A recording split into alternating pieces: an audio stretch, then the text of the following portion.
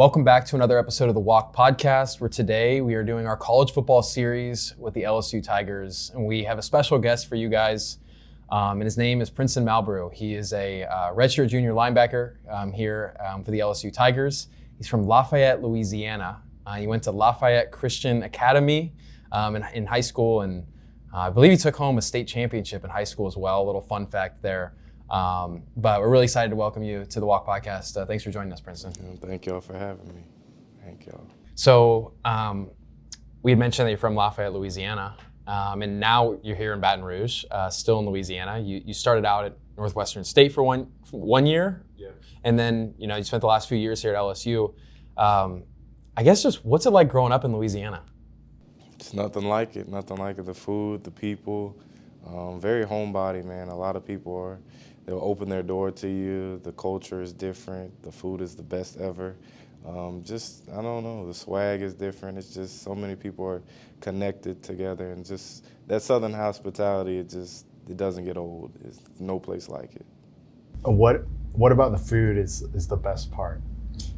I think the seasoning, man, like the seasoning is just different. Like I've been to different places in the nation and just in the world, and just the seasoning and just how they get creative with their dishes here is just different. It's just like gumbo. They have different foods like gumbo, crawfish etouffee. Crawfish is a big thing down here, and it's just the seasoning is different. It just tastes a little bit different than different other places. Mm-hmm. That's good. And so, obviously, Princeton, you're an athlete. Growing up, what sports did you play? What were you interested in? I played football, basketball, baseball, and I ran track. So 4-sport guy. Pretty much, I did soccer for like 2 years, but I pretty much, if there was a ball, I would try it. Yeah, couldn't get me out of that in the house. I was always outside. I had one older brother. He's a coach now in Lafayette, and me and him would just go to the park and just do something active. I was always outside. At what point did you know it's going to be football for you? I'll probably say my junior year of high school. I was so a lot of people don't know this, but my favorite sport I loved to play was baseball. That was one thing that I really gravitated towards when I was playing in high school. I did travel ball for a couple years.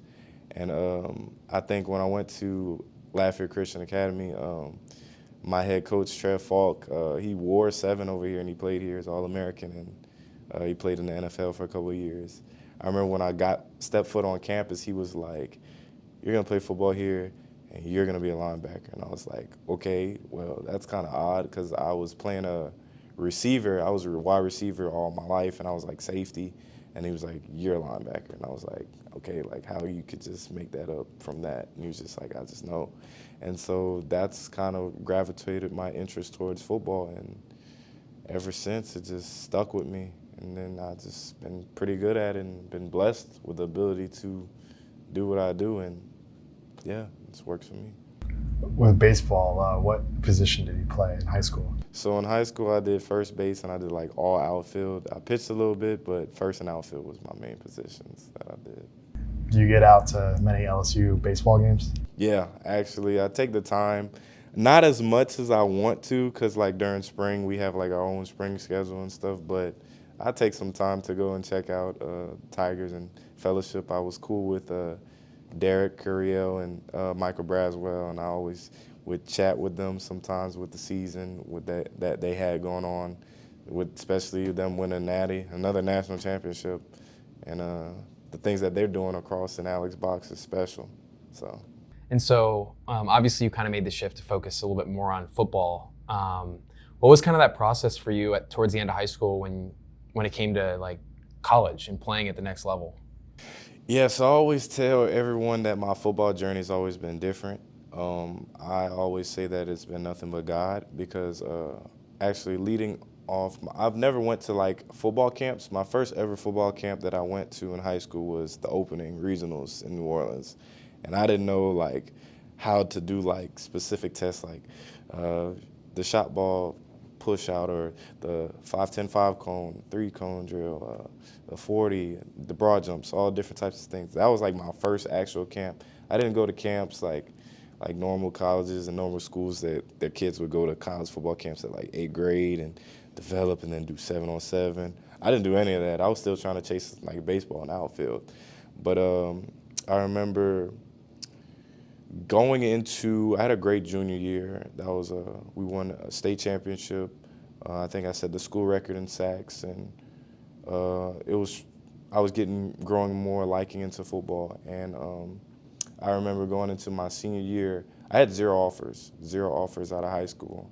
And I remember one night I was talking to my coach, and I was frustrated. I was like, well, I'm growing a love into football, and there's a great opportunity in football. And so I would pray and I would pray, and I would always come with this constant battle with myself, like, man, I don't know what I'm gonna do if I don't get opportunity to play football. I don't know what I want to do. And I remember I talked to my head coach, Trev Falk, and he told me to write all the schools that I want to go to in the country and write it on a piece of paper. And so I went home that night, and I remember I wrote I think it was like 55 schools nationwide, and I wrote it on a piece of paper. And I remember I folded it, and I prayed over it, and I stuck it in my Bible, and I put it underneath my pillow. And I remember, like, I'm getting chills just talking about this. The very next day, I got my first offer from Southern University. The very next day, I got called out of school, and it was just, I can't explain it. I can't say it's a coincidence, but I mean, my faith has always been important, and from that happening, it's always just pointed out to God. So, Thanks for sharing that story. That's amazing answer to prayer. At what point did your faith journey begin? I always grew up in the church. You know, my parents was always very strong foundation in the church. I grew up all my life, went to Bible school Sunday. But I don't think I really pursued a strong relationship with God probably until, I want to say, when I got to high school. Because when I started doing a lot more things on my own, it's then was, stepping under that umbrella protection that your parents have and just finding my own purpose and finding my own reason of why I'm here and what am I doing and what God has in store for me. And that's kind of what directed my relationship closer to God. And to this day, I'm still developing a relationship with Him, to be honest. But I would say high school was probably the turning point in me finding what I wanted to do career-wise and me wanting to get better. You went off to college, but now you're at LSU. Can you kind of walk me through what that first year experience was like in college and kind of how it brought you here, and really what brought you here back home? So I want to say by the end of senior year, I was Houston offered me, Tulane offered me, Mississippi State, Virginia. There was a lot of schools that offered, but because I was so late into the recruiting process, I remember I would try to verbally commit to a bunch of these schools, but they already had a lot of their scholarships and their roster spots filled up. So I was like, dang, what school am I gonna go to and who's gonna take a chance on me? I remember I verbally committed to Louisiana Tech, and they called me back and it was like, we already got a guy, and I was like, dang, well, where do I go? And I remember Coach Olson, he's actually on staff. He's a safeties coach here at LSU. He recruited me at linebacker from high school, and he was coaching at Northwestern State at the time. And I remember I took a visit over there, and I was like, what does God want me? What is God showing me at this point? And so it's go where you're needed and not where you want to go. And so I remember I prayed with my coach, and I made that decision to commit to Northwestern State. And I think I was the top recruit ever in Northwestern State history whenever I committed. And, man, I remember that's whenever COVID happened and a different set of circumstances just started unraveling in a row. And I remember I went to Northwestern, and it was kind of crazy because we didn't play that fall because of COVID, and we had a 6-game season in the spring, which is completely off the loop because I basically had 2 camps, so it was weird. And I did the 6-game season in the spring, and I remember the NCAA waived the eligibility, so that didn't count towards the year. And so I was like, the coach that recruited me, Coach Olson, I remember he went to Missouri, And after he went to Missouri, he went to LSU.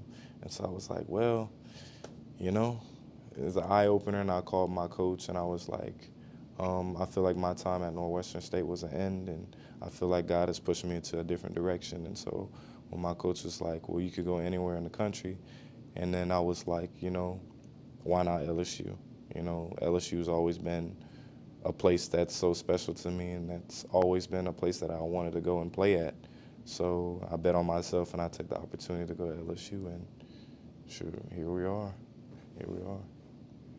How has your experience at LSU compared to your expectations? Oh, my experience compared, that's a good question. I would say my experience at LSU, it was a lot different than I would really like. My expectations, of course, come here, start, All-American, and those are still things that I could reach. And it was just like off the jump. But man, you gotta work. So it's a different level. I would say, bring it back to when I was at Northwestern State, very humbling experience, because there's a lot of places in the country that don't have facilities like this, that don't have, you know, opportunities to play on TV and play in a big crowd, and, you know, have a good opportunity to go to that next level and play on Sundays. So with that being said, from what I've taken from Northwestern State University is a lot of humility, a lot of gratitude, and just me trusting in the God-given ability that God has blessed me with to play the sport that I love. And to add on to that, do with my injury that happened previous, what God gives, he can also take away. And those are one of the things that I learned from just my experiences at LSU, to always be gratitude. Don't ever take anything for granted, and it's always bigger than you. You know, me being at LSU, a lot of people are looking up from the state of Louisiana and even beyond the state of Louisiana, looking up to us and watching our every step and every move and how we carry ourselves as student athletes. So with that being said, like, represent not just you, yourself, your family, but represent others, represent your community the right way. And for me, my biggest thing was to point all of that to God, because that's the most important thing ever. And without God and without him blessing me and giving me what I've had, I wouldn't be sitting here talking to y'all to this day. So with that being your number one thing, pointing people to God, what does that look like from on a day-to-day standpoint? On a day-to-day standpoint, the thing that I always go by is treat others how you want to be treated. And that just always be there, because we all have difficulties. We all go through trials and tribulations. There could be someone that's standing right next to you that you would never know is going through some things, but you would never see it. So always be the light. Always be a light. And I could always go back to losing a former teammate, Karen Lacey, and seeing how he would always come in the room and smile and, you know, interact with players, but you never know. You never know what people are going through. So what I do every day, I do my daily devotions every time I wake up in the morning, because God comes first, and he gives me breath and gives me a purpose every day. And so I always do this little scripture posting on my stories and stuff, and I always, like, even with my rehab process, I try to implement, you know, motivational things that will help inspire people, others, to get better each and every day. And the wave of feedback from other people and other athletes have been incredible, and how a lot of people would come up to me and it's kind of crazy, because they wouldn't be like, hey, like, I love your content, like, I love the fact that, you know, you play football. I don't really hear that. I love the fact that you love God. I love the fact that you try to implement God. And you don't really see that a lot in college athletes and just athletes in general. And so that kind of like was like a little like, wow, okay. So this is a different type of perspective that I'm getting feedback from. And the more and more I do it, not only that I feel good and God is blessing them, that God is blessing me as well, and giving me a sense of purpose to give back.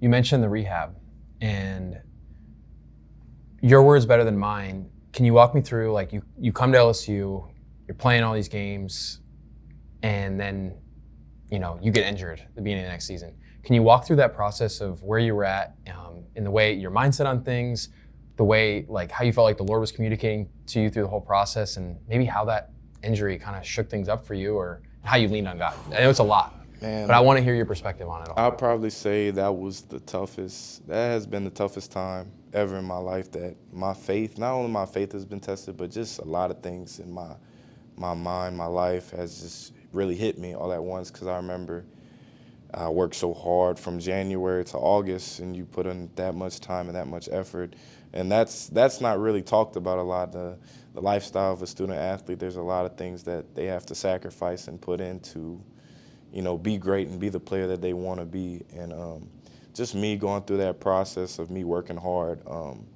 from January up until that point in August, and I probably had the best camp I ever had. And I think I was a rotational player at linebacker, and I was starting on all special teams leading up to playing USC, and just hyped up, ready for the game, excited. And I remember went to Las Vegas, and it was going like that, making a move, contact injury, making a cut, and just like that, walking through that process, I was scared. I didn't know what was going on because I never had an injury like that. I played a lot of sports in high school and all throughout my life, and I never had an injury as serious as this, to where I would miss a whole year from competition like that. So with that being said, with that happening to me, it kind of shifted my focus into, okay, so what type of person, who am I without a ball? Who am I without football? Who is Princeton? Who is Prince? And what's his purpose without that? Because all my life, you play a sport, and with that having taken away from you, a lot of athletes are then what? That's what I'm good at. That's what I do. So with that being taken away, it's just what do I do? And I remember I cried with my family in Vegas, and that was a big, powerful moment. And there's a lot of things that happened, like me having to learn how to walk again, me having to learn how to run, and doubting whether or not I'm going to be back on the field. Because For the listeners, what specifically was your injury? Yeah, so I tore my ACL clean, and I tore my lateral meniscus and my medial meniscus. So it basically blew my knee out. And it was just, I remember I did the MRI. It was just shredded muscle, shredded tissue, shredded tendons, and it was just ripped up and wrapped in a core. I remember looking at that, I was like, how am I going to be able to walk like this? And then I remember I got to a point where I couldn't even see my kneecap. Everything was swollen, and I remember the pain was unlike anything I've ever experienced before, and I just took it day by day. But, big shout out to Damien and Dallas and all the staff, Alex, Mecca with LSU, and they really helped me out mentally and just physically in every way, because being injury it's way more mental than physical. There's a lot of things that you got to overcome mentally, and you trusting in yourself and trusting in your faith to get through a lot of different things. And a lot of things has happened since then. I remember I lost my grandma, I lost my friend a couple months ago, and just me getting back to this point, there's a lot of, just every time I put my feet on the ground, it's just thankfulness, because, what God gives, he took away, and he could take away like that. So just me learning to take a step back and seeing everything from an outside perspective, and just really appreciate what I do each and every day, and focusing on the importance of me doing that.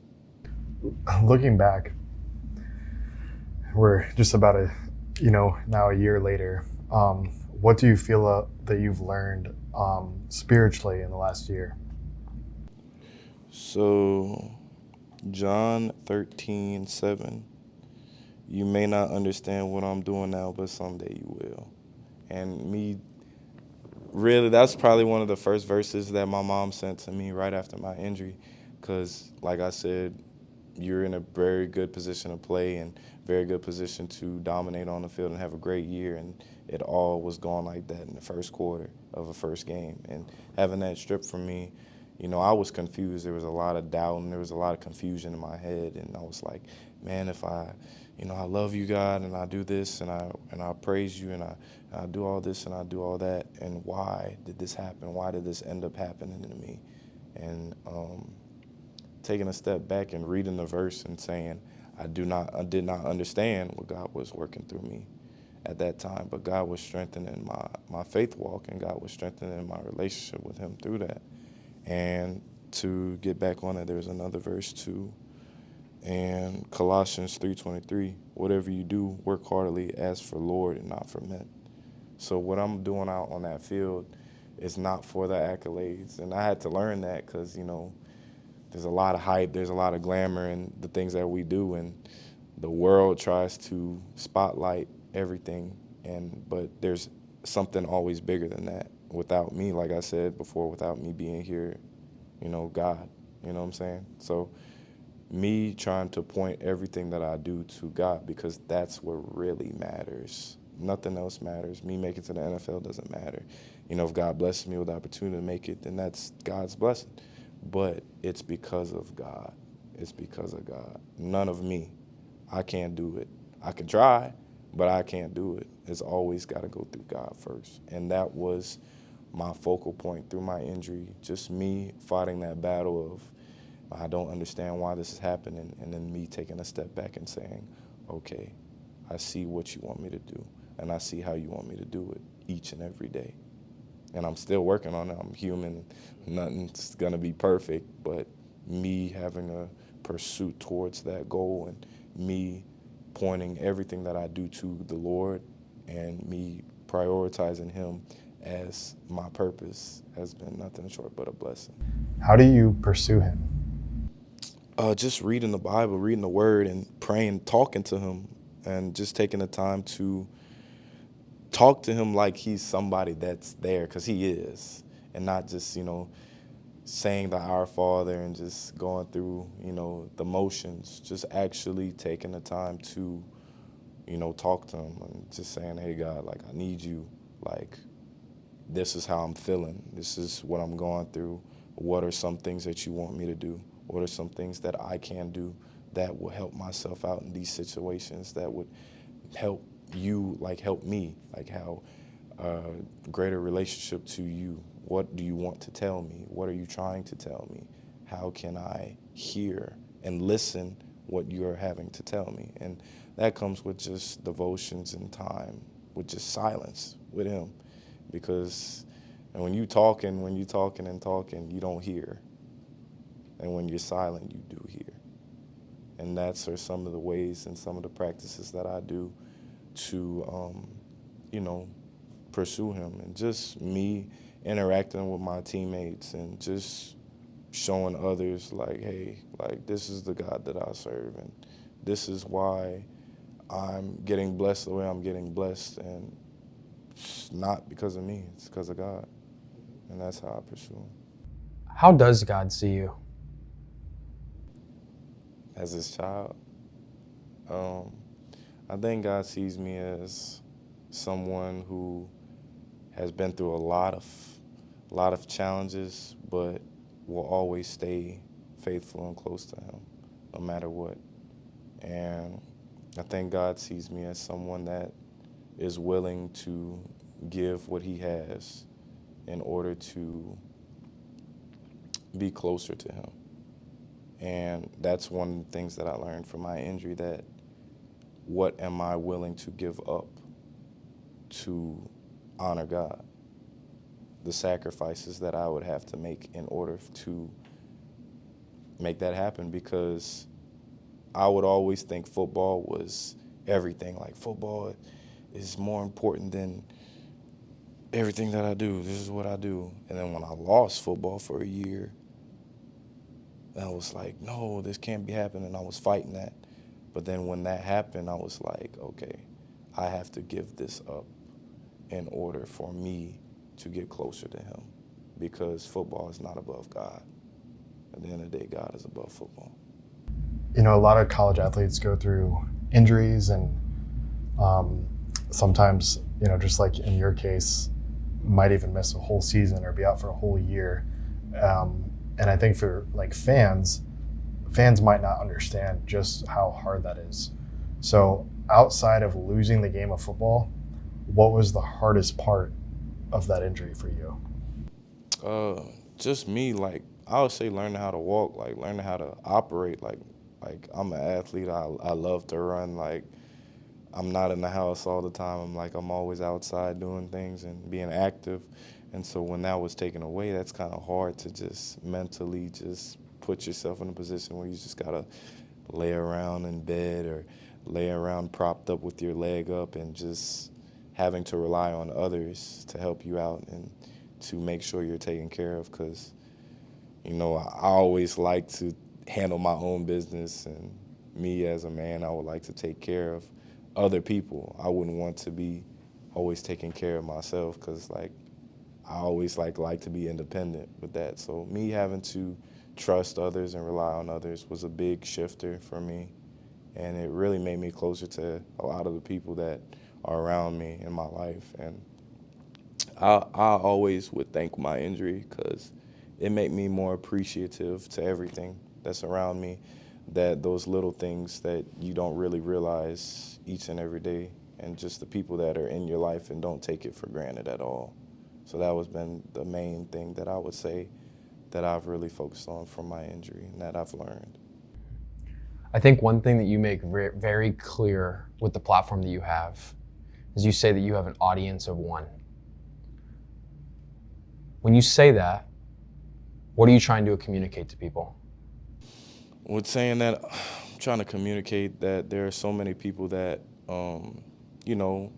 that look into a lot of our athletes, or look into my platform and stuff, but there's only one person that I'm really doing it for. There's only one reason and one person that's my purpose, and it's God. That audience of one is God. So in everything that I do for the Lord. And like I said in Colossians 3:23, what you do, don't do it for men, do it for God. So everything that I try to do, I do for God, and I do in honor towards Him. How would you answer the question, who is God to you?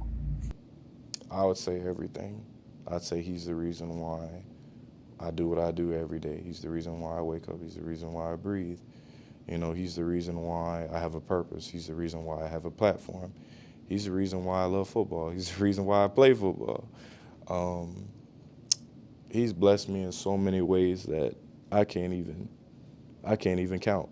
And so without Him, I don't know what I'd be doing. I don't know where I would be. And man, I'm just thankful, man. I'm just thankful. But God is my living, my breath, everything. I love how you're so grateful for all the blessings in your life, and it's powerful that you're aware of those too. But what is the hardest part of following Jesus? The hardest part of following God is just overcoming the temptations of the world. There's a lot of things, especially at this point of, our lives as student athletes in college and at big schools and just big opportunities. The spotlight, like I said, is on you. And so there are a lot of different things that come with that, and a lot of different distractions that come with it. And just the world, just worldly things, just partying and a lot of different things that could get you to influence you into doing things that you aren't ashamed of, and just you having to take a stand and saying, hey, God wants me to do this, and this is how God would want me to operate, and this is the decisions that God want me to, make. It's just like, it's just like studying for a test. Like you got to study, or you got to do something fun, and then you won't have the time to study for the test. You got to make that decision. You got to make that sacrifice to study in order to get a good grade on the test. And I try to look at that in just different situations that would occur in my life. I would say, what are the things that would bring me closer to my purpose? And if this decision does not bring me closer to my purpose, what God has for me, I'm not going to make that decision, no matter how hard it is to say no. And I think that's the hardest thing that a lot of Christians deal with to this day, is just being kind of in the middle, being kind of I love God, but I love these other things as well, because these other things make me feel, good and make me feel happy. And just me having that point of view to where I could do the things that God wants me to do and feel good and consistent at doing those things, because that's what really matters. As of right now, what's something that the Lord's making you excited about? Just excited about what he's doing with me next. Like, I look at this season and I always said it's a God-deared year. Like, whatever happens this year, it's going to be because of God. Like, I learned in my past before my injury, I would always put a lot of pressure on myself. Like, I got to do this, and I got to meet these expectations, and I got to be perfect, and I got to execute, and I got to do this. Now, me, after my injury, has flipped my mindset to it will happen because of God. And whatever happens, it's because of God. No matter what, win or loss, it's God at the end of the day. And that's how I've taken up every single part of my day, my process, my workouts, my training, my film study, just every single thing that I do. No matter the outcome, you got to look at the progress, not the outcome. You got to look at the process, because what this progress is going to turn me into at the end of the day will be the man that God wants me to be. And to me, look at no matter what happens, God is still up here, above the wins and losses, above the accolades, above the stats, above everything else. Mm-hmm.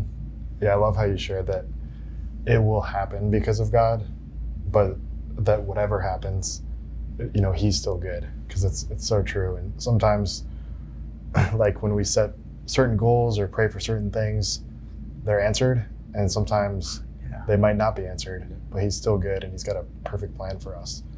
Yeah, so going to a Christian high school and then, now being at LSU, what is it like to be a Christian on the LSU football team? It's special, man. It's special to share, just your experiences and your relationship with God to a lot of athletes that I wouldn't say aren't as familiar with their relationship with Christ. And just you being in a university, you see all kinds of people from all over the world and all over the country. So you see different aspects, different cultures, different relationships that you impact and you influence with. So there's a lot of things that you could shed a light. And I always like to be that person that a lot of my teammates could come to me and say, hey, this is something that I'm dealing with, an issue, and how does the Bible have to say with this issue, and how does God have to say with this issue? And then I would give them my insight. Like, I would use an example, like somebody would come at me and say, well, how not to have sex before marriage in covenant in the Bible. I would say, and they would say, what if, X, Y, and Z isn't good enough for me? And I was like, well, how would you know if you never did it? So just giving biblical insight into a lot of worldly situations that, we struggle with and we go through every day. And me having to share that with them also makes me feel good and make me grow a better relationship with God in the process. What's something that you feel like the Lord's really working on in your heart right now? In my heart right now, just to be where my feet is. Be where my feet is and be gratitude in the things that I'm doing. Because there's a lot of expectations and a lot of things goals that we want to meet and we want to, execute and get it done. And like I said before, the progress is always important than the outcome. And to me, to fall in love with the progress, and me to fall in love with me just doing what I do every day, because what a privilege it is to wake up feeling tired. What a privilege it is to, lose sleep because you're chasing something that's bigger than yourself. What a privilege it is to give back and impact other lives and more than yourself. What a privilege it is to be tired. What a privilege it is to, get hurt, and just to take everything as a lesson and just grow and learn from that. And that's what God has put me in my heart to always think that is bigger than me, and just to have the focal point on others than myself. What impact does the chaplain Floyd have on the LSU football team? A huge impact. He does pretty much everything as far as Bible studies, team Bible studies, to team baptisms and stuff. And I actually got baptized, rededicated today at 3:30. And but he has been, I want to say, like the rock for our team, as far as pointing athletes to Christ and to making sure that God is the main point and God is the focal point and why we are here and what we are doing. So him just fellowshipping with other of the team and the coaches and the staff, and it's more than just him, and he's done a phenomenal job with the program, and he's been with us for as long as I can remember. He's been with at least me from 2022, and so I've been with him ever since, and he's helped my relationship with God grow, and the things that he does with this team and all around the staff has been unbelievable. When he leads a team Bible study, what does that look like? So I would say that we have a praise and worship.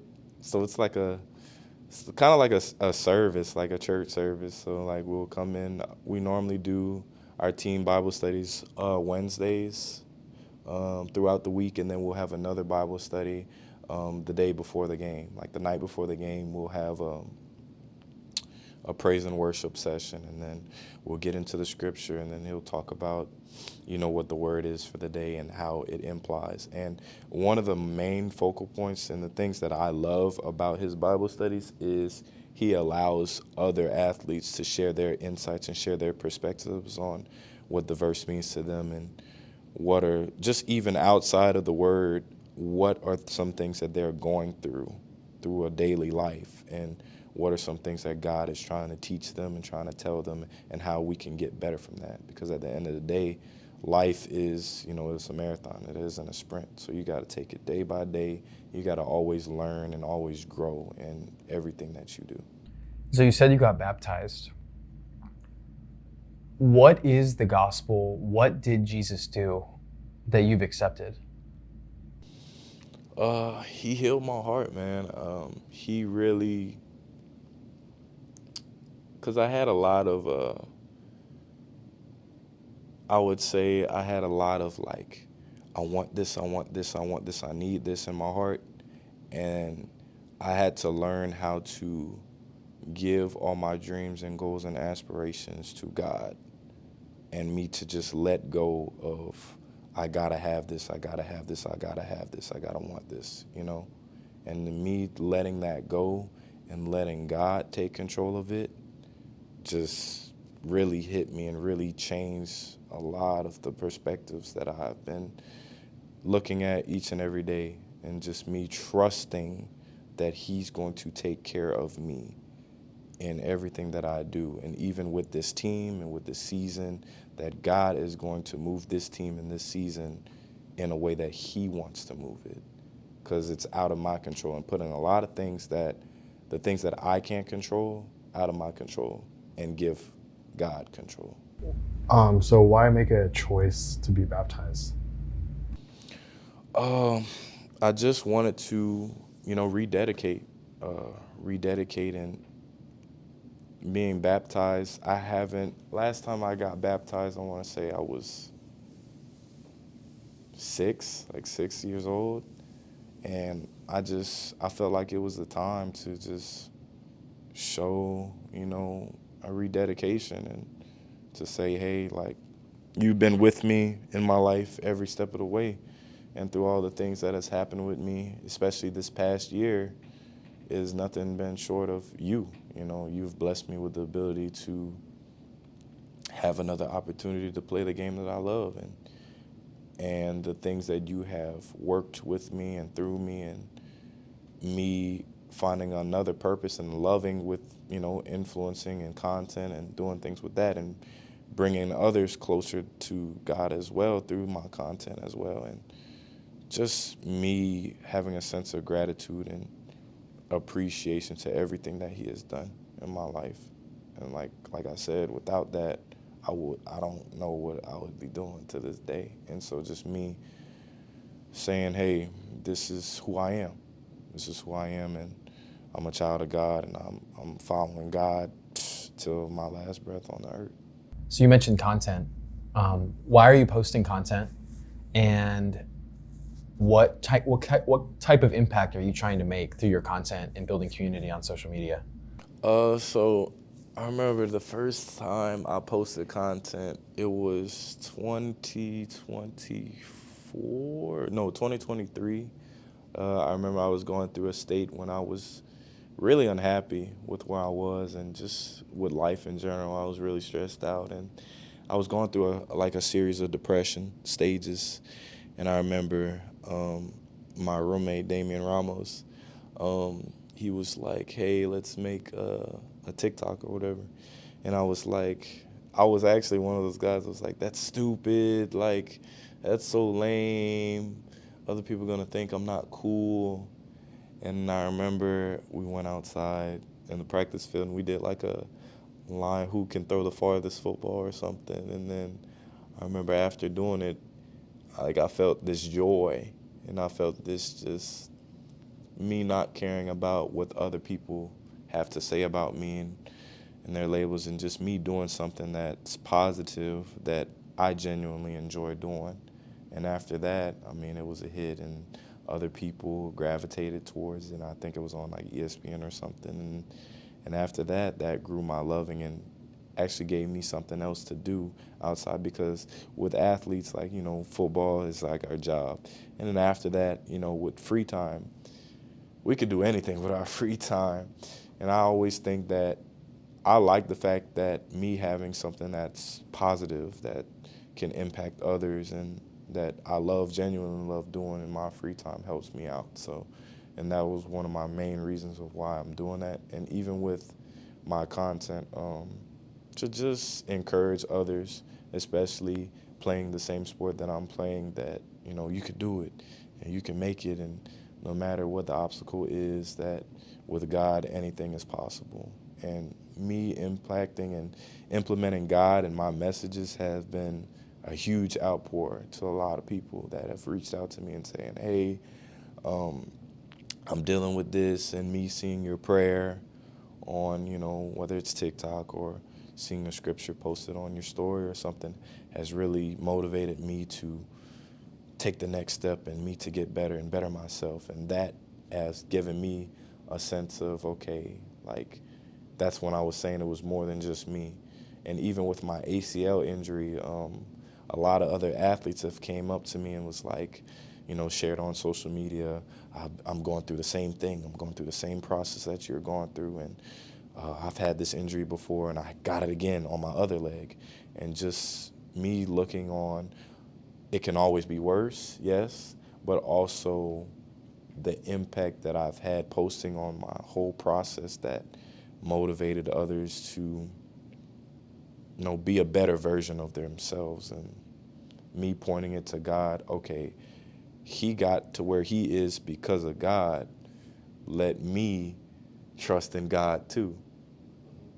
And that was some of the things that I've heard feedback. And just me going through the whole current situation, I remember I shared a message out about suicide and depression, and it touched my heart that so many other people were going through the same thing that my teammate was going through, and how they were like, man, I was on the verge of taking my life until I seen your message pop up. And that was whenever I was like, okay, like, God is using me in my platform for something more than what I'm looking at. And it's very important that I'll continue to impact and motivate others. LSU is one of the only schools that wears white at home. So we don't always get to see the different color combinations that LSU might have available. So my question to you is, what are all of the LSU jersey color combinations, and then what is your personal favorite? Okay, so we have the traditional white and gold. We have the purple and white. We have the purple and gold.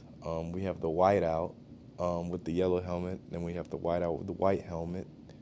Um, and we have our gold jerseys that we came out last year. Um, my personal favorite was, I think it was 2018. Um, that was like Joe Burrow's first year at LSU. They wore like this like chrome purple type helmet, and they had like a white jersey with like a purple detailed numbers and stuff. And that was like a really cool combination that they had. If they come out with something crazier than that, I'll be impressed. But I love the traditional purple and gold and white colors that LSU has. I love the tradition. I would want them to switch it up though. Like they could throw some crazy combinations, like all purple look, or even like a blackout like would be sick. But just I love the color combinations of LSU. Nice. You go with the blackout off the field though. Yeah, I do. I do.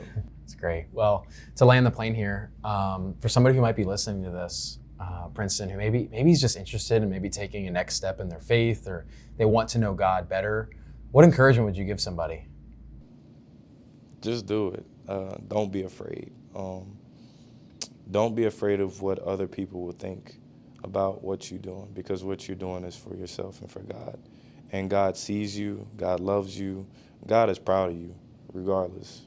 And God wants the best out of you. And God, God sees you. God sees your struggles. God sees what you go through. And, God is with you every step of the way. And he's always there for you. Don't be afraid to reach out, and he will embrace you with loving arms. Well put. Thanks so much for joining us, Princeton. And may the Lord bless you, man, in all your future endeavors, man. Thank you. Bless y'all as well.